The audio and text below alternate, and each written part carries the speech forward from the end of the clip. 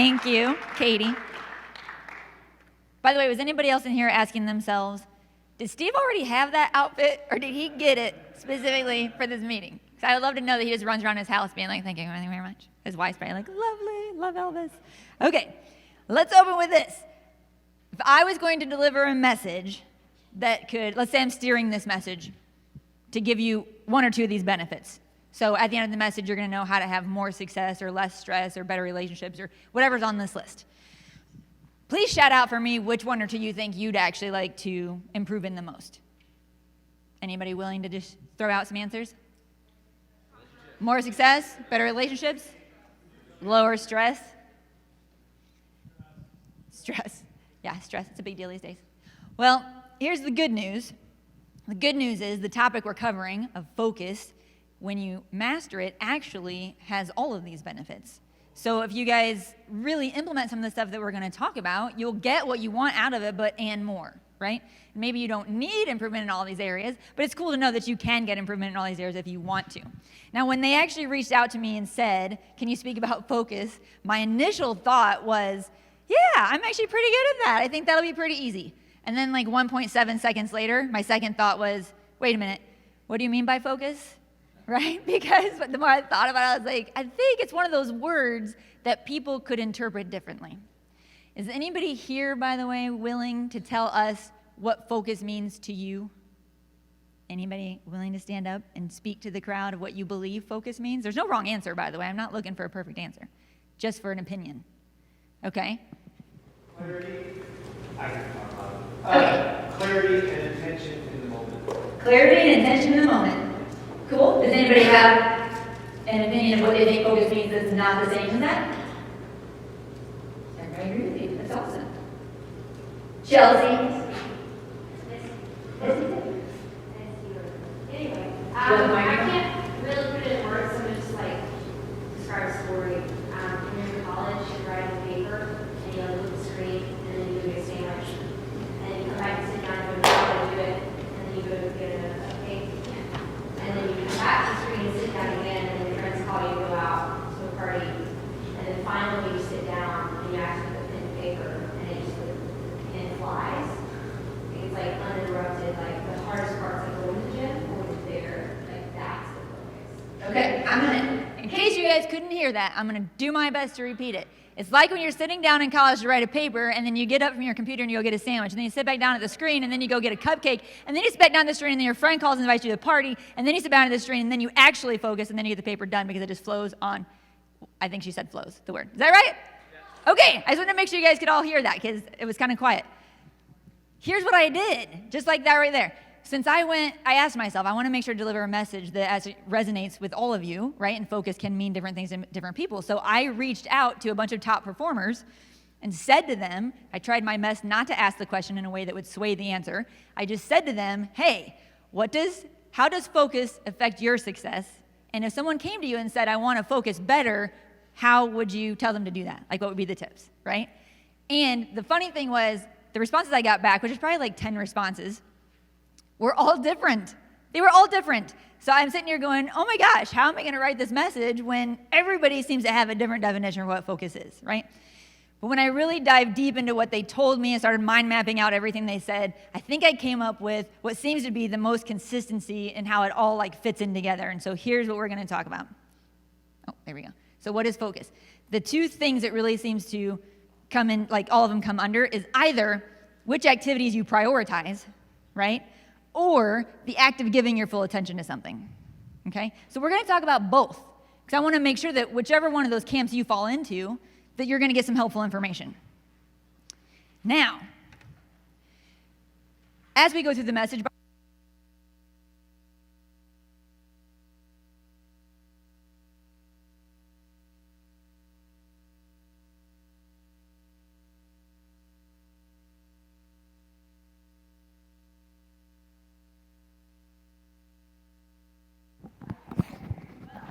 I got you one right here. okay, that's okay. I'm going to make it work. Make it work. Okay, I don't think I have anywhere I can clip it. It's a little bit different type of dress. I could clip it on my hair. No. Okay, we'll just do this. It's a little weird, but we'll do it. So when I use the word attention, by the way, attention is a synonym for focus. I can't remember where I left off, but let's start again. Not from the beginning, but from here. Okay, so we're going to talk about both of those things. Oh, where the information came from. Let's talk about that. So we're going to talk about 3 factors of focus. We're going to talk about how it affects both those types of focus we just talked about. And in case you're wondering where I got the information, quite a lot of sources actually. From some TED Talks by neuroscientists and the like, and podcasts as well. Also from books like The One Thing, The Power of Habit, Thinking Fast and Slow, Blink, some excerpts from the Atomic Habits, which is great. We talked about that earlier. Also articles on positive psychology, self-development, professionals, and all that kind of stuff. And then, of course, my own experience and by talking to top performers as well. So I'm kind of trying to take a lot of the stuff I got from a lot of different sources and just put it into information that's going to make sense for you guys. But that's where it's coming from. So before we get into too much of that, though, the 3 focuses, the 3 factors, we have to get into the brain stuff. You guys know me, right? If you were here earlier, you know that we talked a little bit about brain stuff. I think it's really important because focus is a really brain-related subject, by the way. I don't know how I could teach you about focus if I weren't going to teach you about some of the brain stuff. So we have to go through some neuroscience. Do I have your permission to get a little cerebral again? Like we did earlier? Okay. I know to some people that kind of stuff can be really boring, so I don't want to bore you, but I do think it's important. And why it matters, by the way, why does it matter to improve your focus? Because all the neuroscientists have shown that people with the capability to sustain long periods of focus actually perform better on all sorts of cognitive challenges than people who cannot. That's the reason, right? Improving your focus is going to make a huge difference for you guys in all sorts of areas that you maybe don't even realize yet. So before we get into the 3 factors, 5 quick things you have to know regarding the brain that they're just going to be building blocks we're going to build on as we move through. One is that focus and attention is like a muscle. It can be built. It can be fatigued. Consistency is what builds it the best. Even when you get it built, you still have to maintain it to keep it strong. Okay? So if you're going to work on your focus, just go into it knowing that. Secondly, attention changes perception. Have any of you ever been sleeping?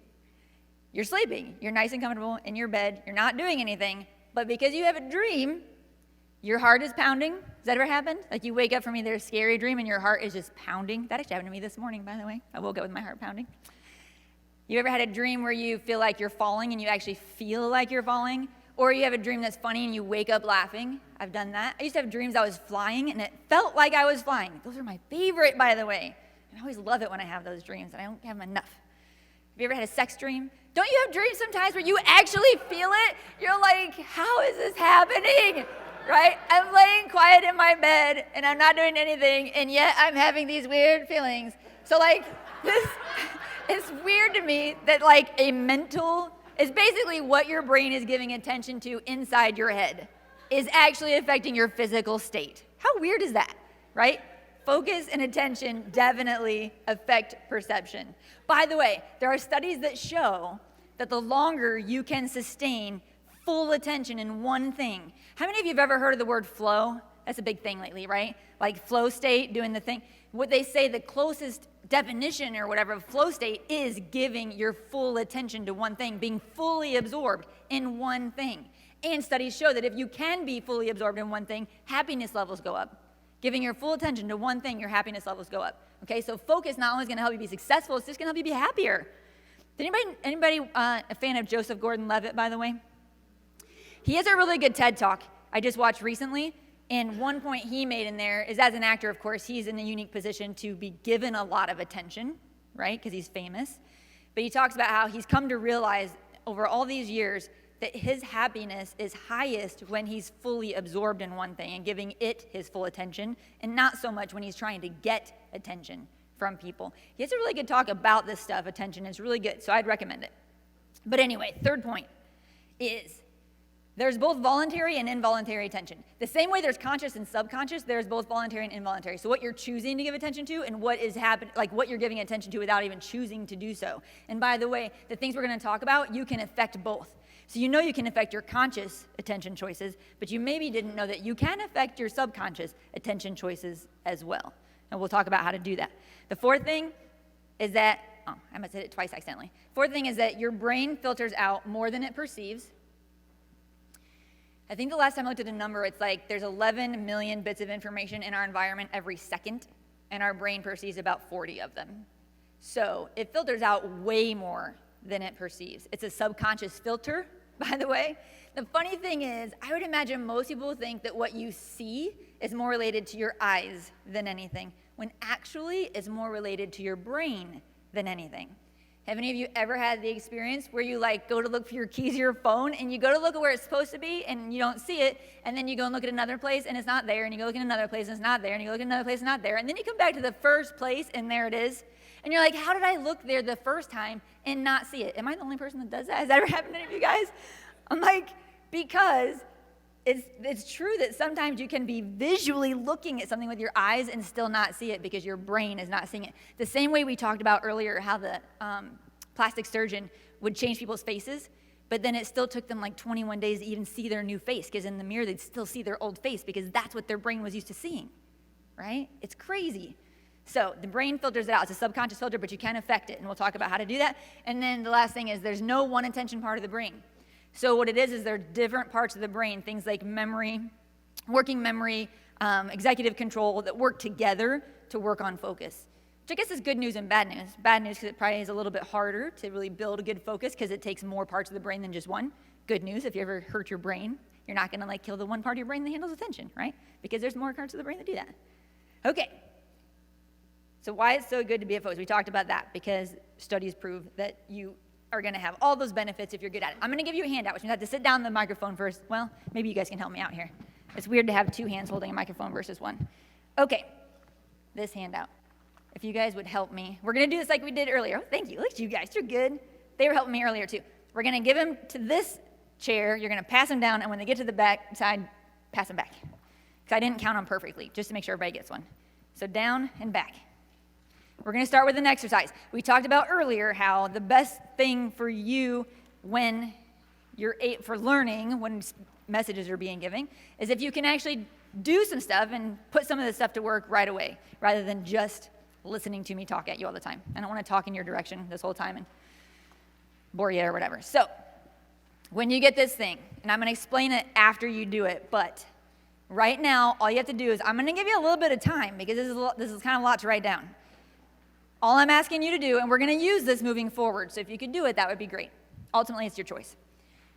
All I want you to do is to write down the list of 10 work-related things. I put 10 blanks at the top. 10 work-related things you'd like to accomplish in 2020 or get done in 2020. It doesn't have to be a big accomplishment. It could just be something you get done, right? So I'm going to give you like 2 minutes. Just sit there and write as fast as you can. You can change it later. It doesn't have to be perfect, but just so we can do the exercise, write down 10 work-related things you would like to get done this year. Guess I could have brought my phone up here and played you some music while this was happening. Okay. We're going to move on. So even if you don't have 10, that's okay. You can always add to it later, or maybe you just have 7 or 5 or 4 things you want to accomplish, right? Here's step number 2. Now that you've got 10 written down, I want you to circle the 3 that are most important to you. Hello? It's like you have to turn it on. It's on the bottom.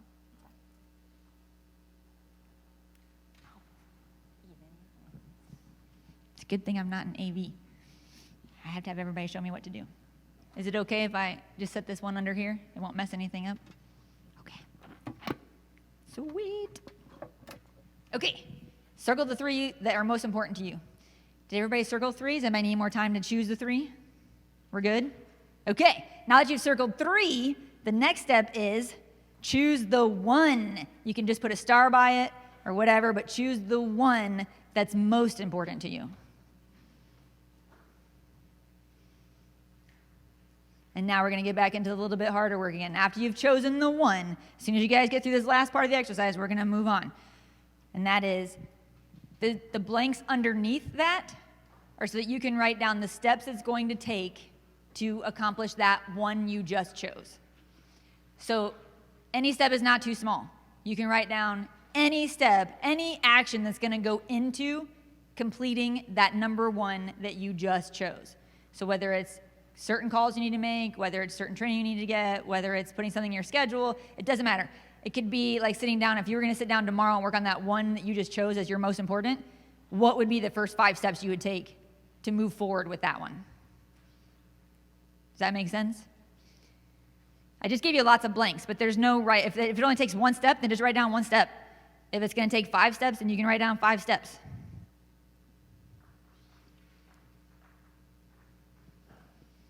So if I were talking about a workout goal, I might write down something like, get my workout clothes ready, and maybe check the gym class times or whatever, or reach out to a friend and get somebody to go with me, and get my water bottle ready that I'm going to take, get my rubber band ready or whatever for my hair. It doesn't matter, whatever the steps are. Put it in my schedule so I for sure do it. Or download a workout video if you're going to do it at home in your own home gym.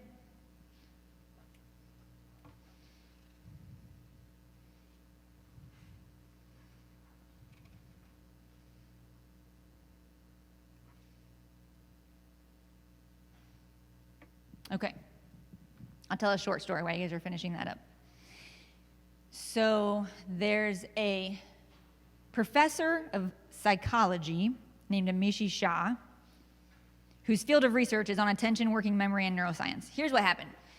She was talking to an active military man who was describing how he had come back from Iraq recently, and he was back in America, and he was in his car, and he was driving over a bridge. And it was a beautiful day, but rather than noticing the glistening water or the blue sky or the sun or any of that, he was doing everything he could do, all the strength and will he had, to just not drive off the bridge.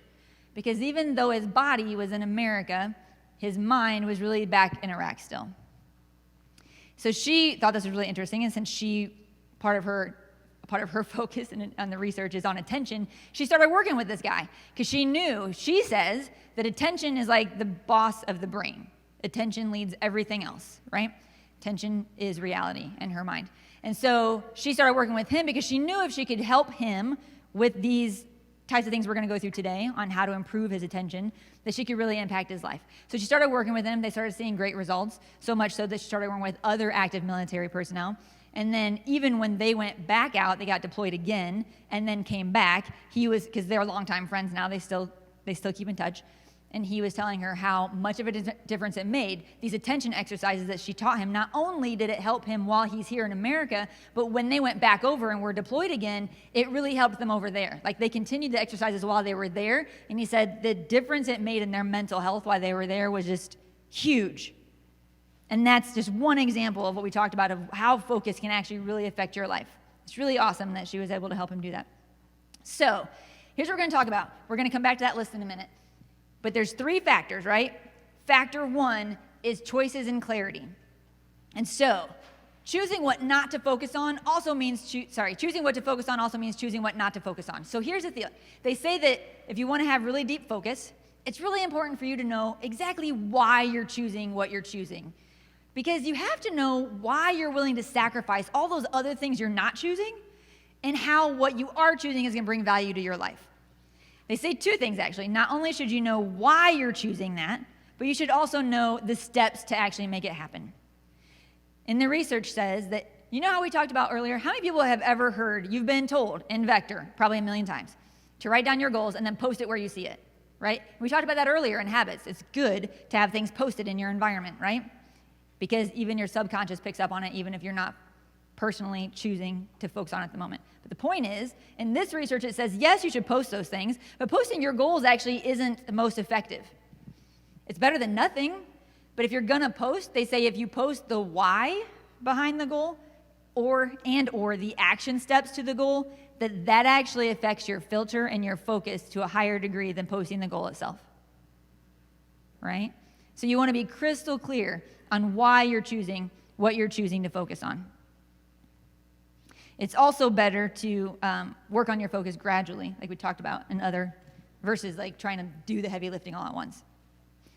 Okay, in addition to knowing why,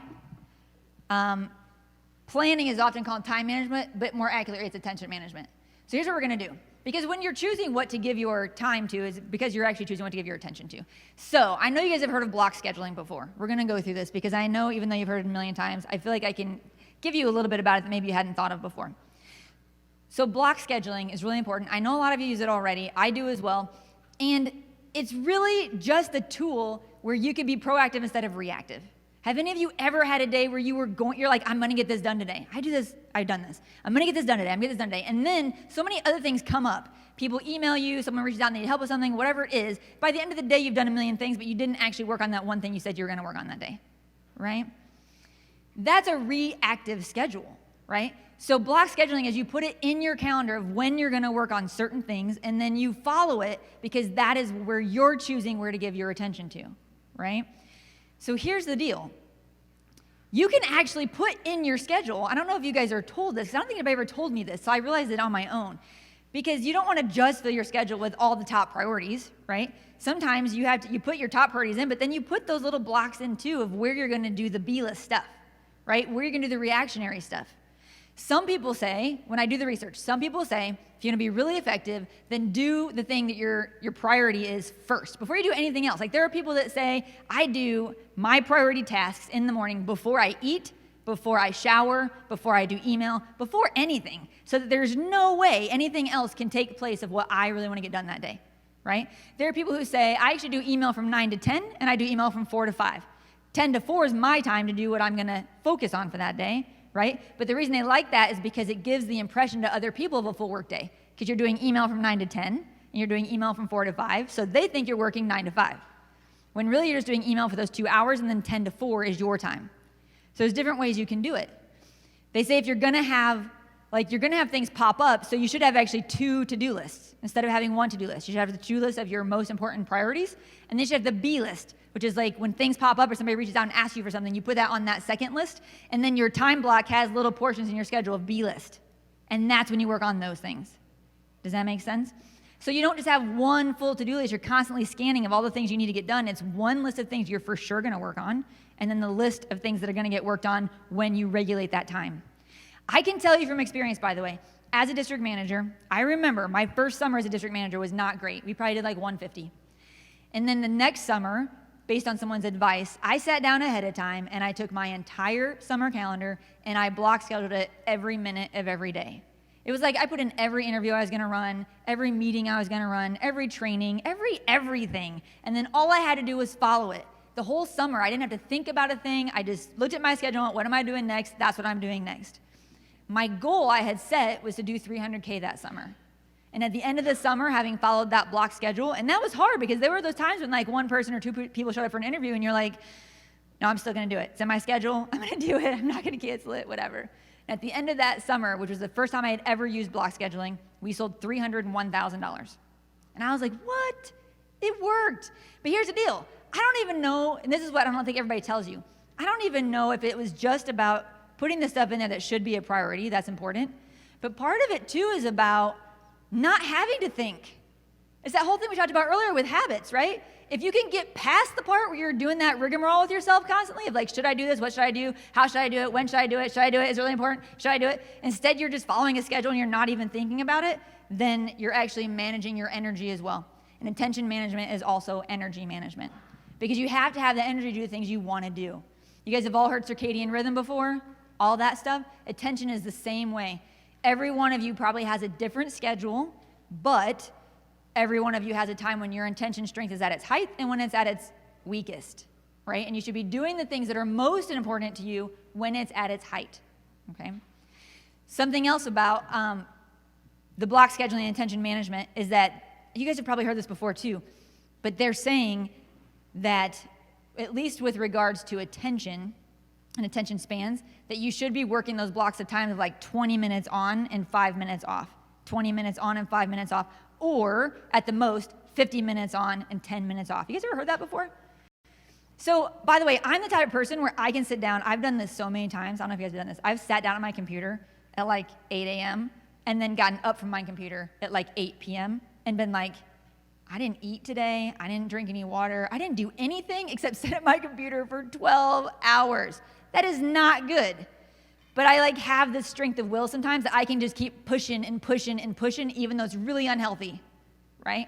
That is not what's great for your attention, because even though I can do it, that doesn't mean that my brain is actually operating at an optimal level because of that, right? It's actually better for you to either do 20 minutes on, 5 minutes off, 20 minutes on, 5 minutes off, or the 50-10, 50-10. Okay? And when you take those breaks, make them actual breaks. There's a study that they did a study of, they had people take breaks and they sent some of them out into a city to walk around and they sent some of them out into nature to walk around. And when they came back, do you know which group actually performed way better and had much stronger attention after the break? Nature. Exactly. It's not just about a break. It's what kind of break you take. There's a lot about nature and mind wandering, which we'll get into in a second, that really helps. But it definitely is important to take those breaks. And when it comes to energy management, it's all those other things: food, sleep, exercise, lack of substances. Okay? So you got to get enough sleep. In fact, we talked about habits earlier. Remember how we talked about creating neural pathways earlier, new connections in the brain? It actually happens during sleep time. So you can do a lot of stuff during the day, but it's when you're sleeping is when the brain can actually make those connections. So if you want to build those pathways, you have to be getting sleep. Okay? There's also people who have permanent brain damage just from sleep deprivation. Did you guys know that? There was a DJ one time, I was listening to him talk about it on a podcast, where he was doing this whole promo in New York City if he was going to sit in a glass booth and not sleep for like 12 days. Just stay awake the whole time. People would come by and just watch him in the glass booth. He has permanent brain damage from being awake for 11 days straight that he can't fix now. He had no idea that could even happen to him, but it did, right? Sleep is so important. So you have to get sleep. I know, that poor guy. Probably got a lot of promo like he wanted for that station, but probably not worth it. Exercise, of course, has an impact on your energy management.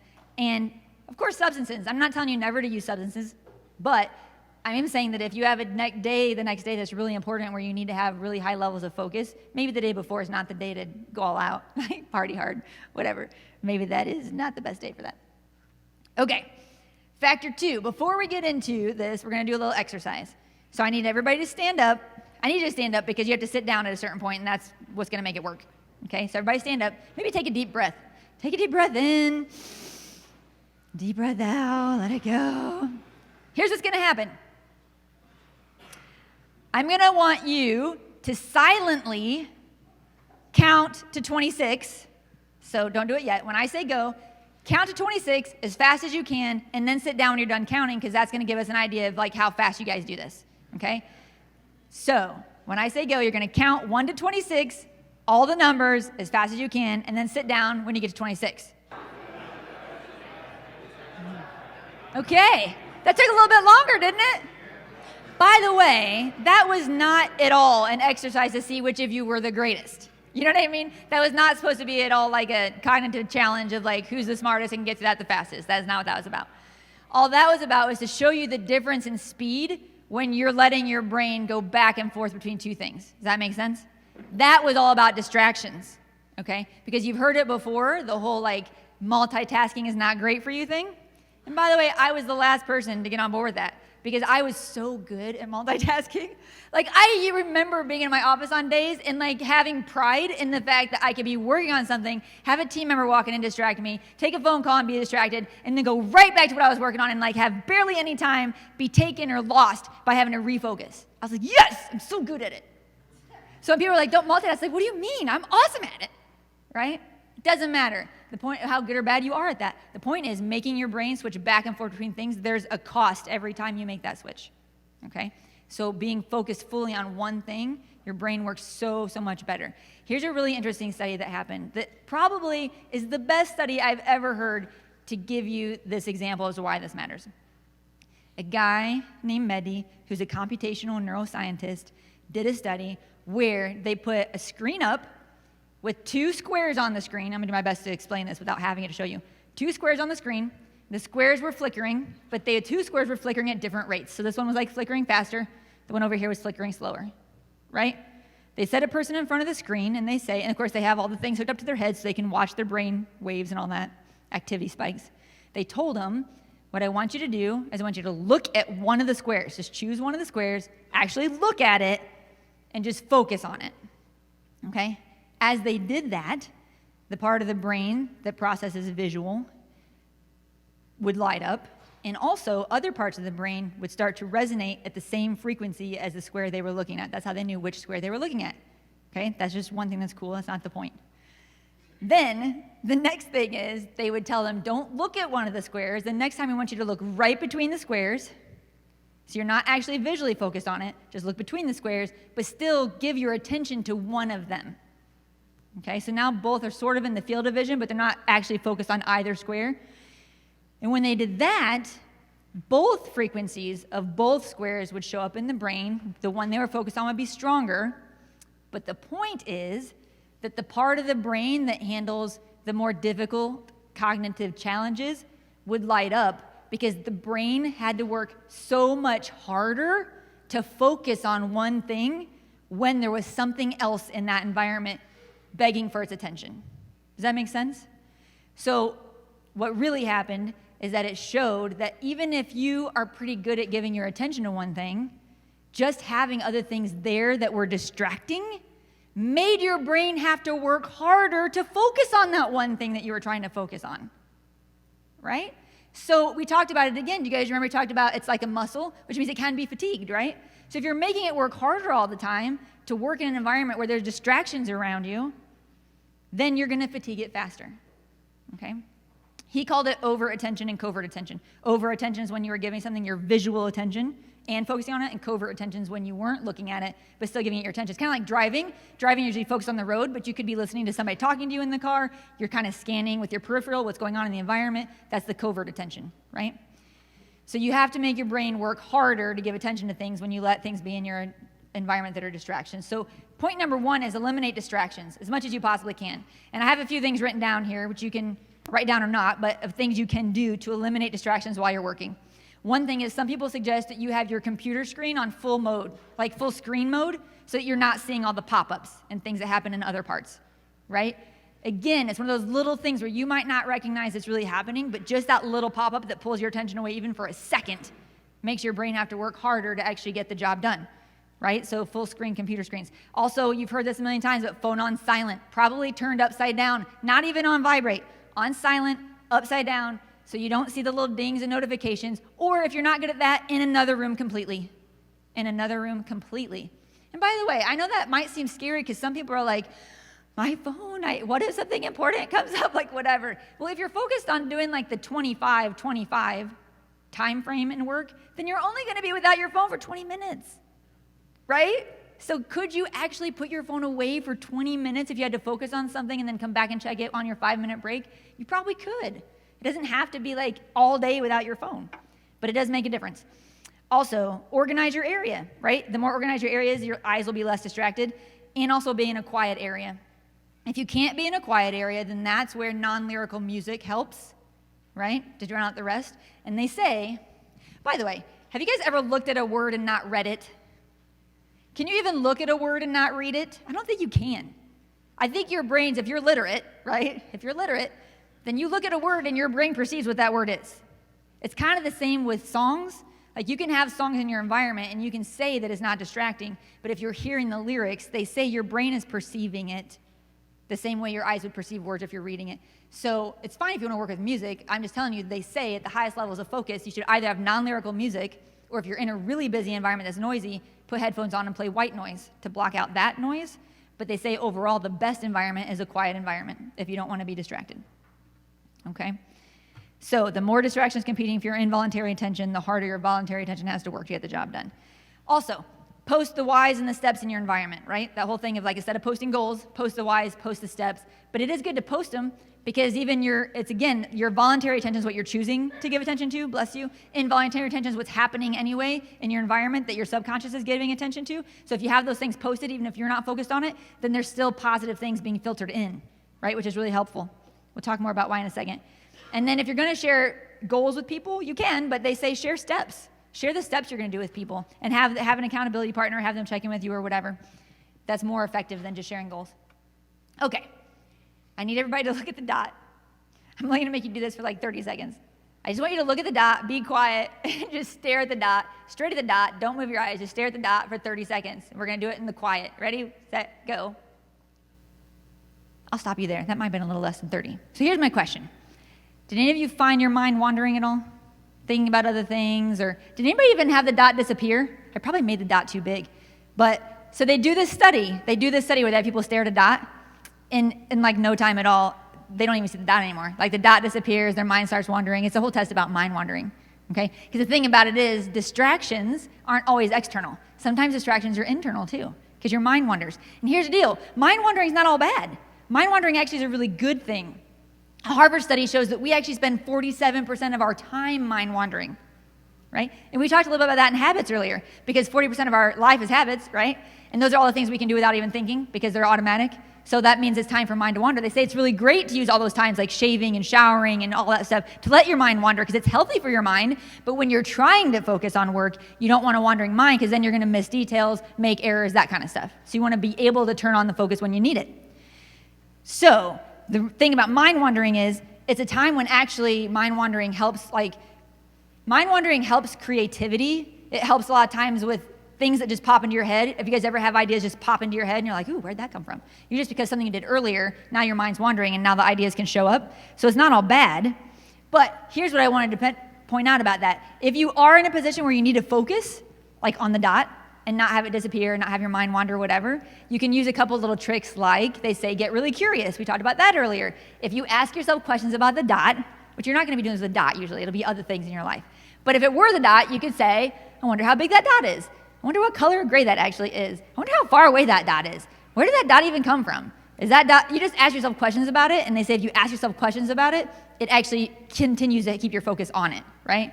I find for me personally, if I'm working on my computer and I'm trying to focus really hard and for some reason I'm struggling, if I verbalize, that helps. So like if I'm reading something and I'm finding myself wander, you guys have probably all done that, right? You read a page and you're like, I don't even know what I just read. You have to go back and read that page again. For me, it helps to read it out loud because like the more senses I get involved, it's like the more my brain will focus on it. So sometimes you can just verbalize when you're in front of your computer, whatever you're working on. You don't have to be reading, you can just be talking to yourself, and it helps you maintain that focus. Okay, the third factor is brain training and brain hacks. So let's talk about that. So first thing is priming your brain. Now, have you guys ever asked yourself a question, or like, it's not even a question. Have you ever been trying to think of like an actor or whatever? You're like, there's that guy in that movie. What's his name? Oh my gosh, what's his name? I know his name. I know that name. It's right there on the tip of my tongue. What's his name? What's his name? And you're like, never mind, whatever. But then like an hour later, it just pops into your head. Yeah, that's because of priming your brain, right? Asking questions is a really powerful priming tool for your brain. So what it means is you want to put your brain into a particular context. Here's why it matters. And I don't have time to do this thing with you, but when I do this message, sometimes it's actually called Hack Your Brain. Some of you might have actually done this with me before in a meeting. I hand out stories to the entire room, and they don't know I'm doing this, but I give one story to this side of the room and a different story to this side of the room. But then they're each given like a word puzzle with blanks that's exactly identical. And then I just tell them, read the story, fill in the blanks, right? And then what happens is at the end, when I have everybody tell me what words they wrote down, it's like this whole side of the room wrote down a particular word, and that whole side of the room wrote down a particular word. But they're different from each other. And the reason is because the story I gave them is what primed their brain to a context. So when they went to solve the puzzle, the brain comes up with a solution that's most closely related to the context to which it is primed in the moment. Does that make sense? I'll say it again because it's a lot, and this matters. Your brain will come up with solutions that are most closely related to the context to which you prime it.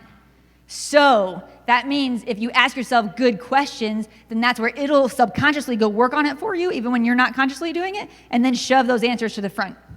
Which is why you never want to ask things like, why do I suck at this?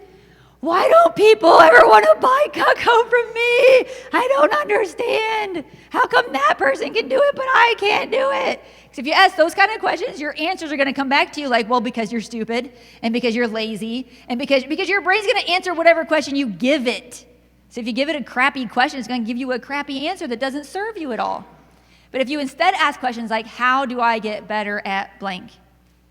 What would be a tool I could use to help me with blank? Then even if you don't know the answer in the moment, your subconscious actually will continue to work on that for you and then shove an answer to the front, probably when you're mind wandering, to give you some ideas, right? So that's one thing you can do for priming your brain is ask yourself quality questions. Another thing you can do is put those reminders in your environment. You can also use tools to snap yourself out of negative states. Think about what you're grateful for, think about what you like about somebody, think about memories that make you laugh or things like that, things that make you feel good. Because in general, if you haven't already heard this, a happier brain's a more productive brain, right? If you can actually, and it's not just happy versus sad, by the way, or happy versus angry, it's happy versus neutral. There are hundreds of studies out there that show that if you can be in a positive mood, there are so many things your brain will do more effectively than if you're even just in a neutral mood. So they actually have done things like testing students where they tell them before they take a test, half the students or whatever, they'll say, think of your happiest memory, great, now take the test. And those students outperform the students who weren't asked that question. The same way for exercise, by the way, they did the same thing. They had a group of students exercise right before a test. Those students outperformed the students who didn't exercise right before the test. Okay? So there are a lot of things you can do for your brain that you just don't even probably realize that are really, really helpful. The second thing is your brain health. So that's all that stuff. Mindfulness exercises, physical exercises. I actually have a handout for you guys because I knew I wouldn't have time to cover it, but I printed for you a few really easy mindfulness exercises. Would you guys be willing to hand this out for me, please? Because if you do mindfulness exercises, mindfulness thing is one of those things that like gives your brain a break, the attention part of it, while also strengthening it. It's really weird how well mindfulness works. And by the way, that military man we talked about with Amiee Shah when she worked with him, this is what she did. It was mostly mindfulness exercises that she taught him how to use for him to really strengthen his attention and take back control of his brain. One other thing you can do is they say you can do working memory exercises. So I also brought you a handout. I know, there's like lots of handouts. I want to make sure you guys had a lot of stuff even though we didn't have a lot of time. I'm sorry, I know this message isn't as fun as the earlier message was. I guess they can't all be amazing. Yeah, sorry. I feel like this one isn't as on fire as the last one. But I'm trying to give you tools you can take with you. So what they say is one of the best things you can do to develop attention, because by the way, there's all sorts of brain exercises in the world that work on all sorts of different things in your brain. If you want to work on developing your attention, your strength of attention, they say working with your working memory. So what they say is memorize short poems or memorize excerpts, which is what I've given you. I just gave you a few that you can use. You can also go find your own, but memorizing those things makes a big difference in your working memory quality, right? And then all the normal stuff, food, sleep, avoid substances when it's important, all that kind of stuff, right? And then the last thing is measure your results. We talked about this earlier too, but our brains seek progress. And so if you can, just like Katie said a minute ago, if you can do something to track the results, last one here. Well, I'm gonna give you one other one, but I don't have time to explain it. So I actually made a tracking sheet for you guys. You don't have to use it, but in case you don't have anything else to use and you wanna use it, that's why I thought I'd give it to you. It's got kind of a little bar at the bottom. You could use kind of like a thermometer where you could color it in as you go. And we talked about this. I know it seems really silly, but if your brain visually sees the progress you put on this tracker, it is more likely to continue doing and develop your attention and focus, even though it might seem like a futile exercise. Okay, here's what I'm gonna wrap up with, and I'm gonna get you guys out of here. One more. You ready, Patty? Okay, you guys, this last one I'm going to hand out, I don't have a lot of time to explain, but you can probably look it up online and it will explain it. It actually goes back to the attention management. It's a quadrant designed to show you how, when you're choosing where to put your time and effort, like this thing was actually designed, and the guy's name's on it, so you can search it. It was designed to help you not overuse your willpower, so that when you actually really need to use your willpower, it's available to you. So he set up this quadrant of, depending on how long things take and how important they are, they fit into the quadrants based on time that it would take and importance. And he basically talks about how things, by the way, that are low importance, low time, you should just automate.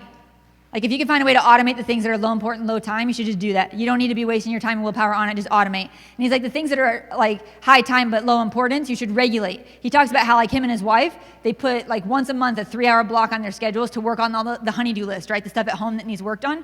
He's like, we have to just regulate. We can't let that stuff take up too much of our time because it's just not high enough importance, right? The things that are really high important and high time, that's when he says you want to contemplate, because those are the things that are most important. So as long as you're not giving your time to the things that are less important, you'll have the time to do that, right? And then the things that are high important and low time, he's like, you should just do. He calls it effectuate. He's like, that was like going into his team and like saying good morning and talking to the team for 5 minutes. He's like, it doesn't take much time, but it is actually really important. So he's like, you just have to do it. right? So if you need a tool to try to decide kind of where your time should be in order to manage your level of willpower, there's a tool you can use if you like that. Now, remember I said I reached out earlier. I'm going to wrap up with 2 things. One is, I told you guys before I started this message, I reached out to high performers to ask them, what does focus do for your success? And what tips would you give somebody if you're going to tell them how to be better at focus? So I wanted to give you guys some of their answers, right? So you guys recognize this guy? I know. I picked that picture. I had to. Such a baller. Right in front of his Tesla. I know. That's Eric Chandler. This is what Eric said. Eric said, exercise regularly so you have the energy to focus, plan your day with intention, and limit distractions. As we go through this, you guys will see whether the stuff they say actually came into play with the stuff I gave you today, right? That I'm hoping to help you with. Do you guys know who that is? Anybody? That's Seth Kinzer. That's right. Let's Seth. He said, constantly and incessantly think about the things you want to accomplish. Where focus goes, energy flows, right? Who's this person? Brandon Brown, that's right. He said meditation, reflection, and mindfulness, practice and repeat. He just had a big year, didn't he? Isn't it awesome? I'm like, how does focus affect your success? He's like, meditation, mindfulness. I'm like, that is not what I expected to hear.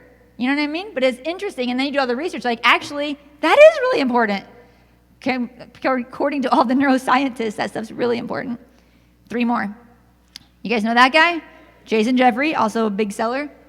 He said, you need energy, so eat good foods, get sleep, hydrate, avoid substances when it will affect you negatively, and take advantage of the law of attraction. Which, by the way, just really quick, I talked about priming your brain. Have you guys ever been in like a busy restaurant? Let's say that you were like, dude, I just need to get so much better at eating healthy, like whatever, it doesn't matter what it is. And you've been talking about it and thinking about it, and then you're in a busy restaurant where there's tons of conversations going on, but for some reason, you catch wind of a conversation happening across the room where someone mentions eating healthy. Has that ever, that kind of stuff, that's the stuff I was talking about with, earlier we talked about how your subconscious mind actually filters out most of your environment. It does. Most of your environment gets filtered out. The only way you can affect the subconscious mind is by doing those priming techniques, because if you get it in your subconscious that you're really focused on being healthier, then when you're out in the world, it will filter in that thing that you would have otherwise missed. Does that make sense? It's going to normally filter it out, but since you primed it to the right thing, the context, it's going to filter it in. That's why that stuff's so important, because there's so many times there's probably something in your environment that can be really helpful to you, and you don't even know it's there, because there's so many things in the environment, but maybe your subconscious can help you pick up on it, right? That's what the law of attraction is all about, I think, by the way. It's one of those things. Who's that? Do you guys know? That's right, Nicole Reed. She said, figure out why you want what you want, get really clear on how what you want is going to help you achieve that, self-reflection, self-love, perspective, and how what you're working on is part of the bigger picture. That was the first thing we talked about, figuring out very clearly why you want what you want, right? And who's that guy? Do you guys know? I know he's not a CGC. That's Brandon Wynn. He was a Silver Cup winner a few years ago. And Brandon said, organize your data, track your progress, write things down, and don't try to do everything or you'll do nothing. By the way, I forgot to tell you, that exercise I had you guys do earlier where you wrote 10 things down and then you circled 3 and then you picked 1, that's the Warren Buffett exercise. So when Warren Buffett's actually coaching someone on how to get stuff done and how to prioritize, that's what he has them do. But he actually makes them write 20. He's like, write down 20, circle 3, circle 1, and then what does he tell them? Those 3, you do those things. All the other ones, the 7 to, would it be 17? 7 to 7, or wait, yeah, if it's 20 things, right? 7 to 17 things you wrote down. He's like, you do nothing with those until those 3 are complete.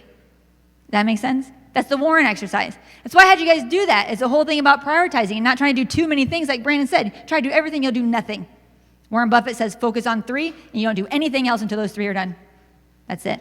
The last thing I'm going to tell you is this.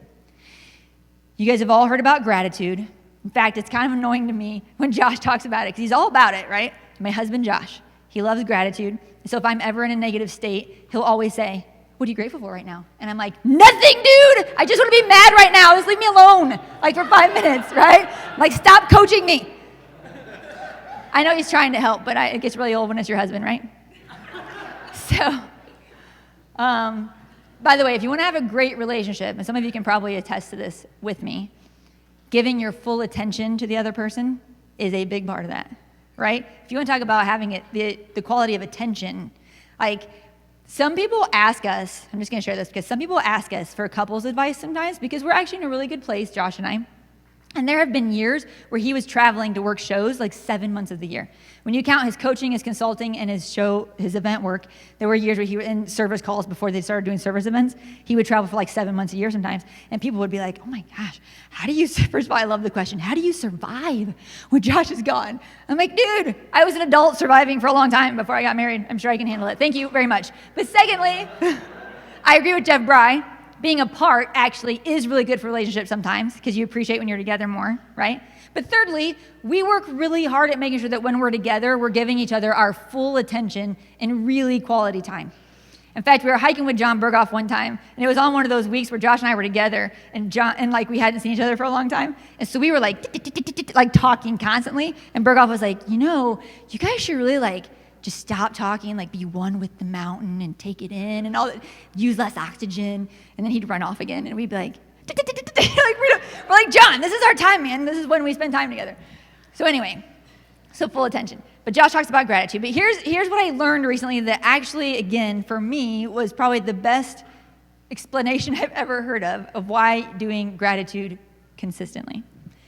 So, you may have heard before, but we all do have this primal part of our brain because where our ancestors come from, and if you didn't know already, your genes were passed down from your ancestors. There are things in your genes that just come from the way they lived back then, and there's nothing you can do about that, okay? So our ancestors were in an environment where they had to look around the environment and see every danger. It was life or death. I'm gonna either run from that lion or I'm gonna kill that lion, but there's a lion right there and I can't let it kill me. Very dangerous, right? So we were built. This brain we have is designed to look for every danger and wrong thing in the environment to keep us alive.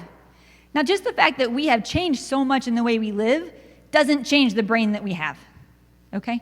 So it still does that for us, which is why we tend to worry and stress and doubt and all these things that we really doesn't serve us anymore because we're not in an environment with lions running around. So the scientists say that if you can focus on gratitude every day, and it helps if it's really specific. So don't just be like, I'm grateful for my wife. She's great. Instead, be like, I'm grateful for my wife who did this thing for me or does this thing or because she is blank or whatever. Something specific. But if you can do that daily, then that's where you're retraining your brain to see the positives in the environment rather than the negatives in the environment, right? It's that whole thing again about priming. The more you make it do that exercise, just like we talked about habits earlier, the more you make it do the same exercise again and again and again, the more it becomes automatic. So if you want to see all the positive things in the environment, the things that can help you, the things that are going to serve you, it's better to be thinking about the things that are good rather than the things that could kill you, which really aren't many things anymore, but we still somehow have that brain. So the practice of gratitude is very similar to the keystone habit of attention or energy, right? And the last thing I'll leave you with is this. Because George Lucas said, always remember, your focus determines your reality. Thank you.